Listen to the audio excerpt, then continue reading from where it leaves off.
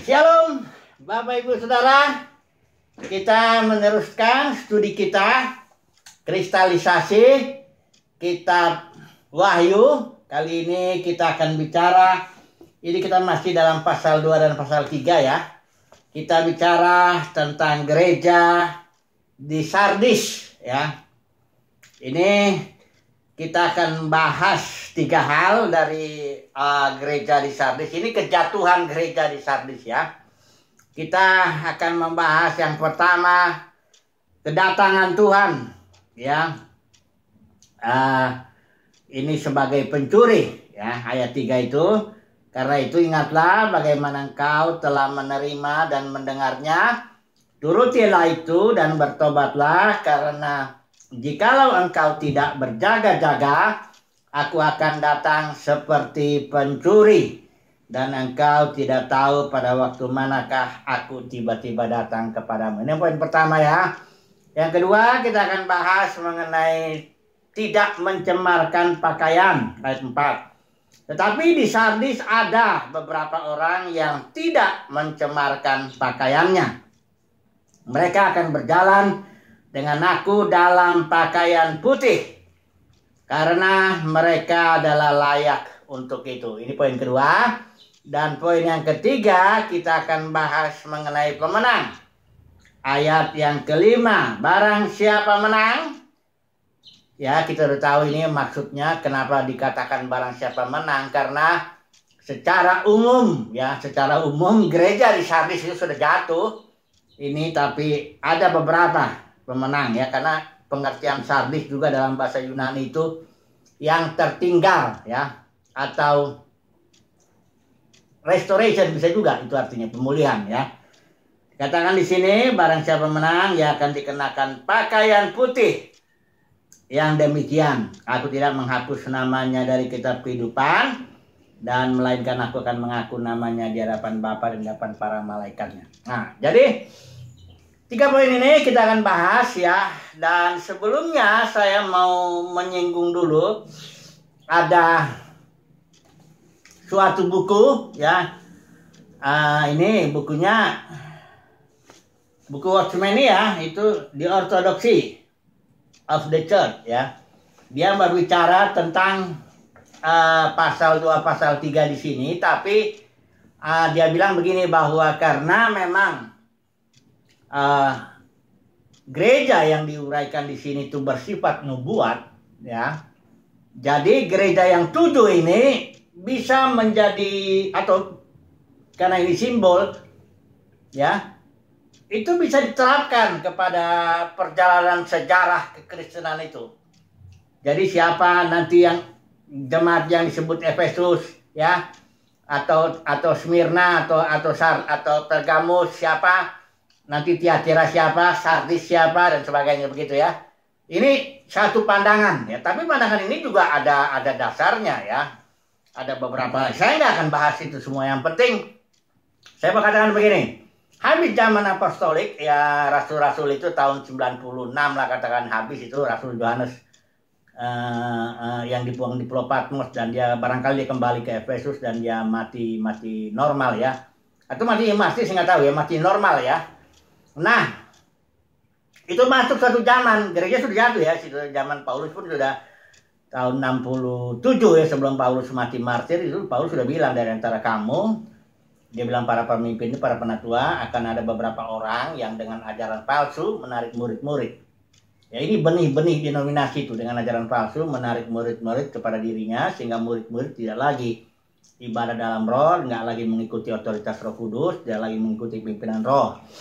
Jadi ini 3 gereja ada ya, kita nggak bahas itu kan, kebetulan juga kita sudah bahas itu ya, Efesus, Smyrna, dan Pergamus.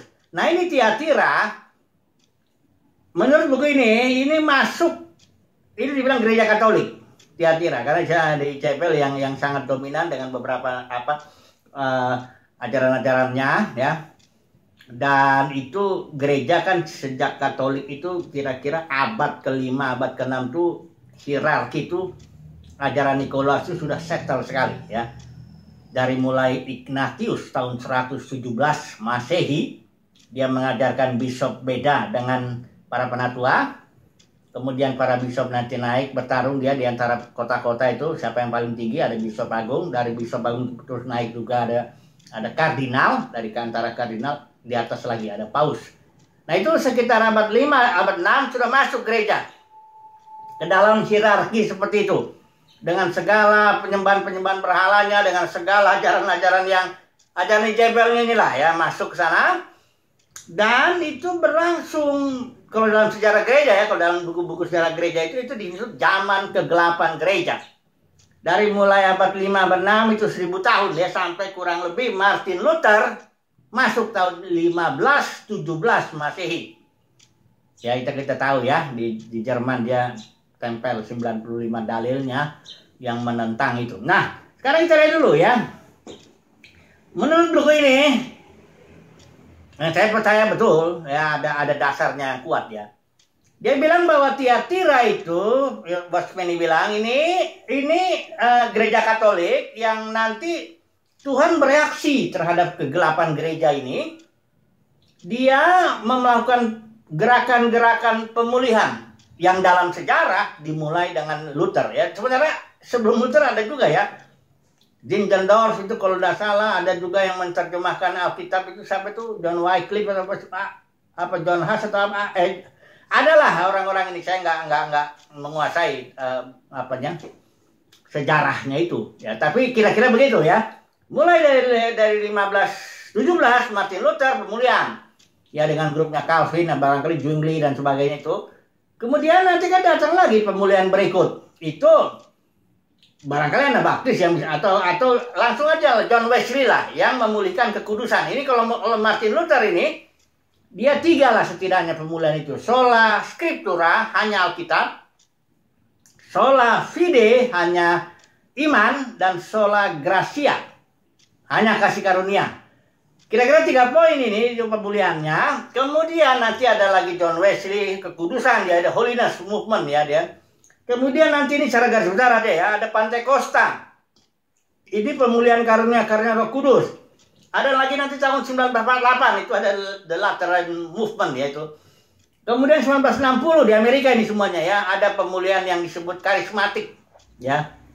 Selain ini ada selain jabatan dan sebagainya, ada lagi tuh karunia-karunia yang dipulihkan oleh karismatik. Nah, ini gerakan-gerakan pemulihan ini termasuk, kalau menurut nubuat itu termasuk Sardis. Kenapa Sardis? Karena gerakan-gerakan ini merupakan reaksi daripada kejatuhan gereja yang kegelapan, zaman kegelapan gereja yang berlangsung selama 1000 tahun ya.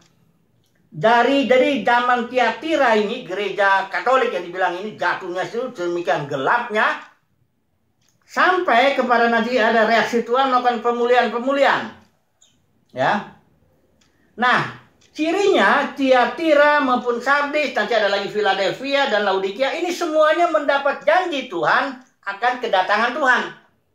Sehingga di sini Watchman mengatakan bahwa gereja yang 3 gereja pertama itu, Efesus, Smyrna, Pergamus, nah gereja-gereja yang disimbolkan oleh ketiga jemaat ini itu sudah nggak ada lagi sekarang. Tipenya udah nggak ada. Tapi kalau tipe Tiatira, gereja Katolik ada. Tipe Sardis itu gereja yang pemulihan demi pemulihan gitu. Terus pemulihan demi pemulihan. Nanti yang ini mengenai ini mengenai ini gitu loh. Ya, yang orang belajar sejarah gereja itu tahu itu. Kemudian nanti ada satu gerakan yang disebut Philadelphia. Ini barangkali nanti kita akan bahas itu ya, barangkali The Brethren yang 1825 itu, Jan Derby atau apa semuanya mulai barangkali itu ya. Atau bahkan yang di China itu Little Flock yang Watchman juga ikut di situ ya. Dia motornya sebenarnya. Atau yang lain lagi nanti kita nggak tahu lah. Tapi itu nggak bicarakan dulu kita, dan maupun Laodikia. Yang ini dulu nih, Sardis. Jadi tipe gereja Sardis itu adalah tipe pemulihan demi pemulihan, tapi yang kita bilang ini Protestan lain ya. Protestan Pentekosta karismatik itu termasuk tipe daripada Sardis. Karena di sana terus terjadi pemulihan-pemulihan, tapi tidak sampai ke akarnya. Tidak radikal ya. Karena kalau harus radikal, dia harus memulihkan yang masalah ajaran Jebel, ajaran Bileam, ajaran Nikolaus. Kita sudah bahas itu. Karena ketiga ajaran ini ternyata masih masuk juga dalam gerakan di Sardis ini. Gereja-gereja Protestan, karismatik, Pentakosta umumnya, ya, dia menerima ajaran Ijabel. Ya, gembala sidang itu merampas otoritas, kita sudah bahas itu. Yang kedua, hierarki. Nikolaus, denominasi dibenarkan itu dalam Protestan ini. Dalam gerakan-gerakan pemulihan ini. Kemudian juga Bileam, dagang juga, sama ya. Sama dagang juga ya. Bahkan kalau karismatik lebih ngeri dagangnya itu. Saya sudah bilang kan. Saya nonton itu satu di TV ya. Trinity Broadcasting Network, TBN. Itu ada seorang pengkhotbah yang datang berkali-kali ke Indonesia nih. Kalau saya sebut namanya, saudara pasti tahu itu. Dia langsung jual minyak. Bukan Roh Kudusnya, bukan firmannya, bukan karunianya yang dijual. Tapi bahkan minyak urapan. Dia bilang ini minyak urapan katanya. Harganya $20. Ini cuma minyaknya itu. Nanti kalau diurapin orang dikasih minyak ini katanya bisa dipenuh Roh Kudus, tak apalah, sembuh sakit macam-macam. Ya, kalau Paulus waktu itu dia karena pakaiannya itu kan dia nggak jual pakaiannya, nggak jual apanya itu sapu tangannya. Kalau ini kan dia jual $20. Saya dengan mata kepala saya sendiri saya lihat itu.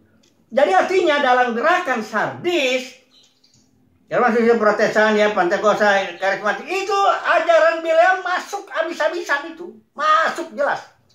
Kalau yang di Indonesia ini jelas itu para pengkhotbah yang kalau saya sebut juga pasti sudah tahu juga. Yang sering saya sebut itu.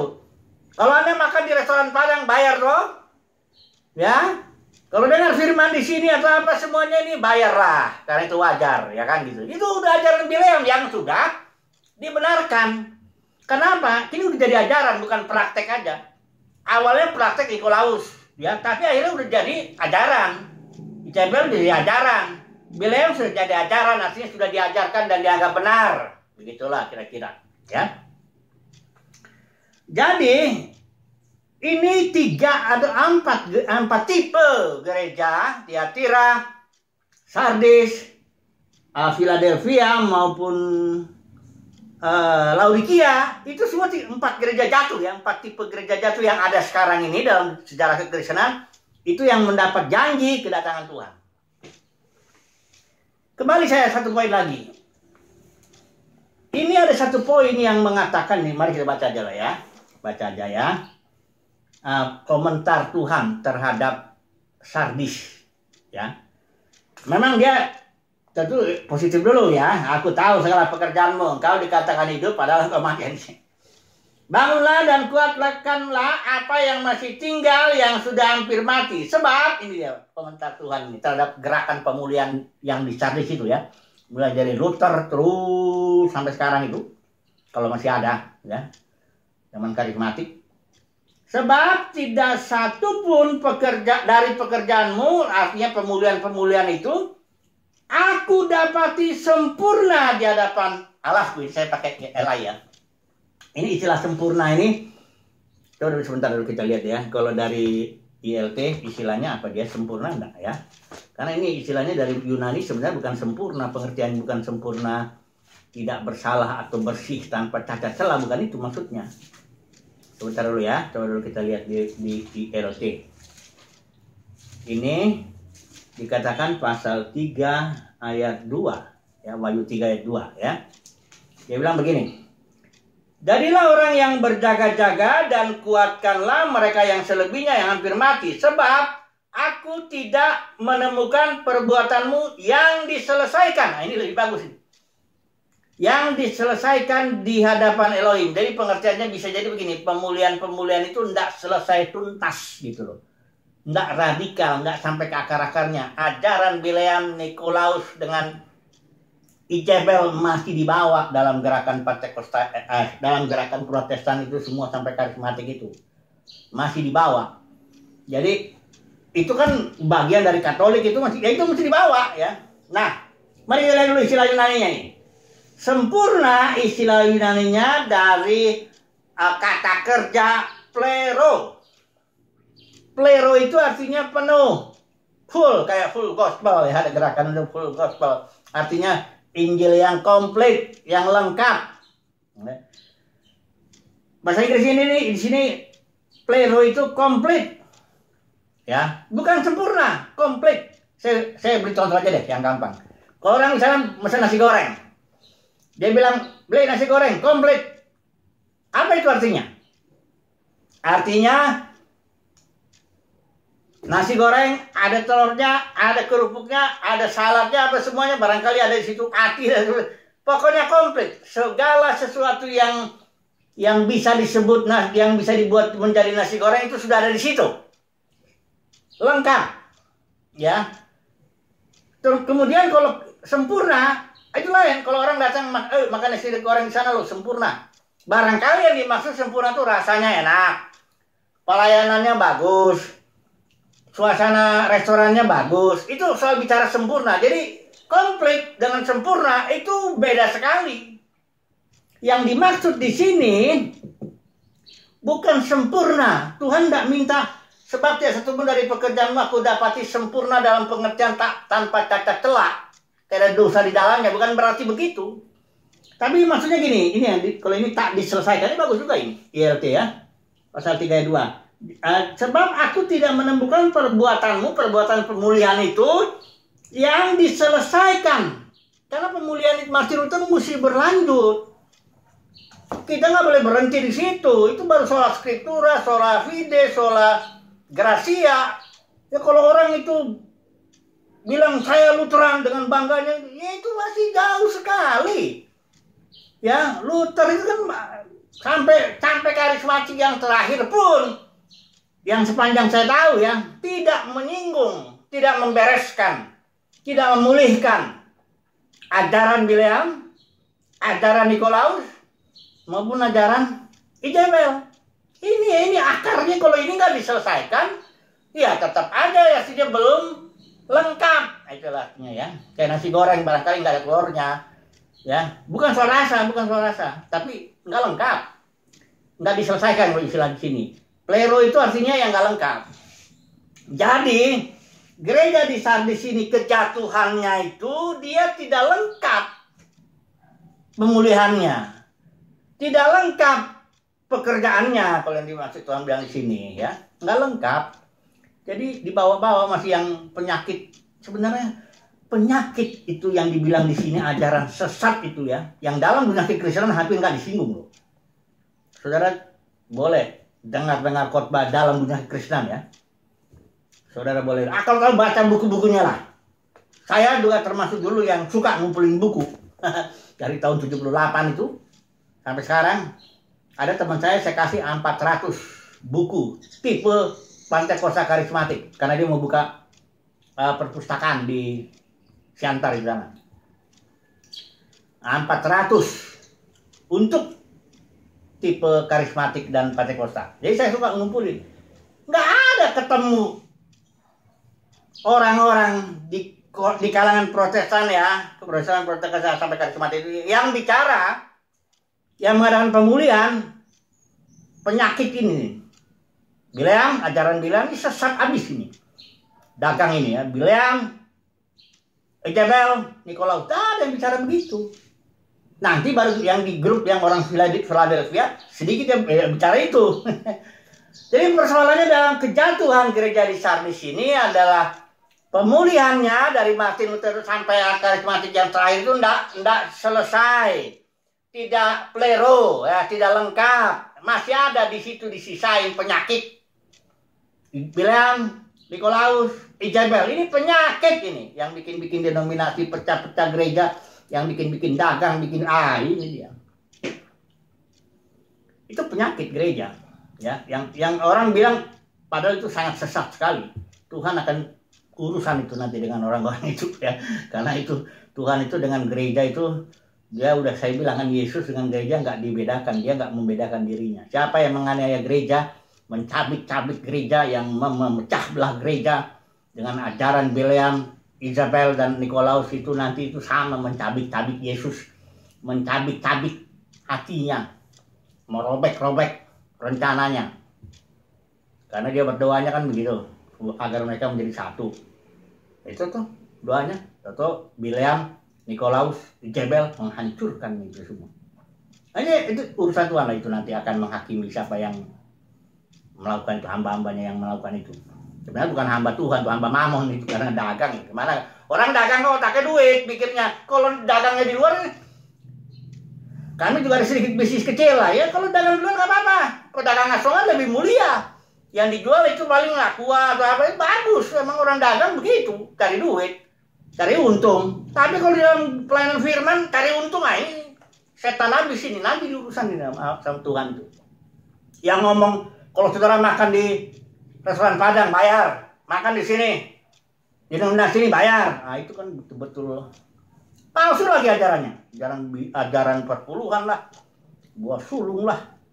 Nggak peduli sebesar apa Tuhan tuh kalau menghakimi dia nggak pandang lupa, nggak peduli itu siapa yang berbuat itu, apakah dia dihormati secara manusia dalam dunia kekristenan, apakah dia kaya, apakah dia bersekolah teologi tinggi, apakah dia apapun juga dia, berapa tarik orang murid yang bisa ditariknya, nggak peduli Tuhan. Kalau dia menghakimi, Tuhan itu nggak pandang muka. Daud pun seorang yang hatinya sangat berkenan pada Tuhan. Kalau dia dihakimi dalam masalah Batseba kan nggak pandang lupa kan? Kena juga. Saya juga itu siap. Kita semua harus siap, nggak siap kita akan dihakimi, karena dengan itulah kita mengenal kebenaran. Ya. Jadi penghakiman itu bukan sesuatu yang mengerikan juga sebenarnya. Sesuatu yang memulihkan juga sebenarnya. Oke lah, ini kita sambung lagi. Poin berikut. Ya. Datang seperti pencuri. Nah, di sini ada dikatakan di sini. Karena itu, sekarang kita masuk ya, ini pembukaannya tadi udah begitu. Sekarang kita masuk poin 1. Karena itu ingatlah bagaimana kau telah menerima undangan. Turutilah itu dan bertobatlah. Karena jikalau engkau tidak berjaga-jaga, aku akan datang seperti pencuri. Ini datang seperti istilah datang ini dalam istilah Yunani heko. Ini saya udah pernah ada 6 istilah itu ya. Ini istilah heko itu artinya tiba. Have arrived, telah datang ya. Dari ya hadir juga ya akhirnya ya.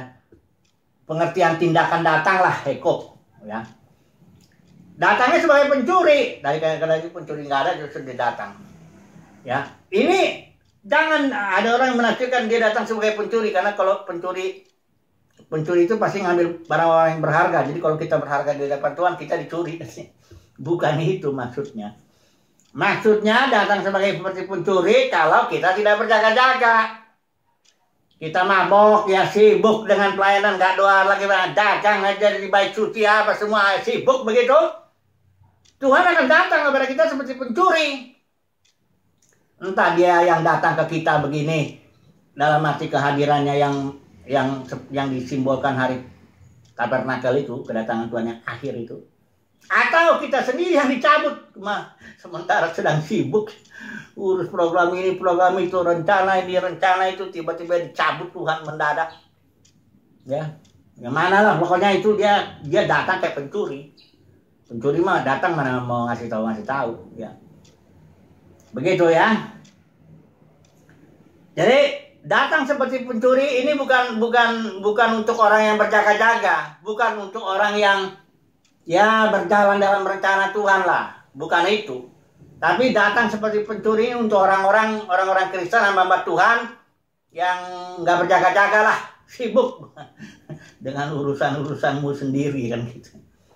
Ini yang pertama ya. Yang kedua, tidak mencemarkan pakaian. Nah, di sardis ini ada. Dikatakan di sini di ayat 4. Tetapi di sardis ada beberapa orang yang tidak mencemarkan pakaian. Pakaian ini simbol dari perbuatan orang-orang kudus, pakaian putih ya. Jadi di sardis ini walaupun pemulihan ajaran Jebel, Bileam, Nikolaus belum dipulihkan, tapi ada orang-orang di sini yang tidak mengambil bagian dalam ajaran Bileam dagang. Ada orang-orang di situ nggak dagang, melayani dengan tulus. Biasanya orang-orang kecil dalam kekristenan.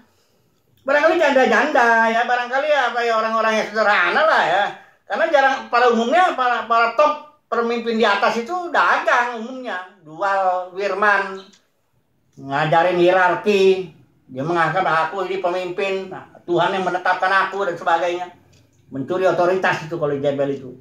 Ya rata-rata para pemimpinnya begini. Makanya si Watchman ini bilang, kalau Anda ingin tahu orang yang mengenal Tuhan, yang hidupnya Kuduslah yang saya tambahkan yang tidak terlibat dalam Ijabel, ajaran Ijabel, Bileam dan Nikolaus. Jangan cari di antara orang-orang terkenal dalam dunia kekristenan, jangan. Karena orang terkenal dalam dunia kekristenan saat ini itu melakukan 3 hal itu biasanya, umumnya. Bileam ngajarin dia begitu. Nikolaus diajarkan itu. Juga Ijabel. Ya. Jadi ada di Sardis orang-orang yang tidak mencemarkan pakaiannya, tidak tercemar oleh ajaran Bileam, ajaran Nikolaus, karena ajaran Ijabel. Kemudian yang terakhir, saya penutup aja langsung gitu. Yang ketiga ini pemenangnya. Yang pemenang ini juga dikatakan di sini. Pada saat menang ya akan dikenakan pakaian putih. Ya, namanya nggak dihapus dalam kitab kehidupan dan namanya akan diakui. Nah, ini yang Tuhan mengaku namanya itu, dia mengaku kita sebagai hambanya. Nanti hari penghakiman kan di situ Tuhan Yesus terus terang. Saudara lihat ya Matius 7 ayat 21 23. Di saat itu aku berterus terang. Kalau sekarang Tuhan Yesus belum terus terang, maka kita dalam kekristenan saat ini nggak tahu yang mana hamba Tuhan, mana hamba Mammon, nggak tahu. Mana hamba Tuhan yang melayani, mana yang terlibat dalam ajaran Bileam, Ijabel, Nikolaus. Mana yang jadi kaya karena ajaran Ijabel, Bileam, Nikolaus. Mana yang murni coba melayani itu. Enggak tahu dah. Karena dalam dunia kekristenan yang lurus bisa bengkok. Yang bengkok bisa lurus. Ajaran yang dianggap sesat itu Ijabel, Bileam, Nikolaus. Enggak singgung-singgung. Ini dia. Oke lah, kita ambil kesimpulan dulu ya. Kesimpulannya di Sardis ini ada orang-orang yang tidak terlibat, pemenang lah ya, yang tidak terlibat.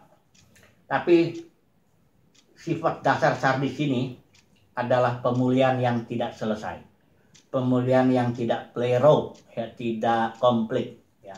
Itulah yang terjadi dalam dunia kekristenan, khususnya tipe-tipe Sardis ini, Protestan, Pentakosta, Karismatik dan yang lainnya seperti itu ya. Oke, haleluya, amin.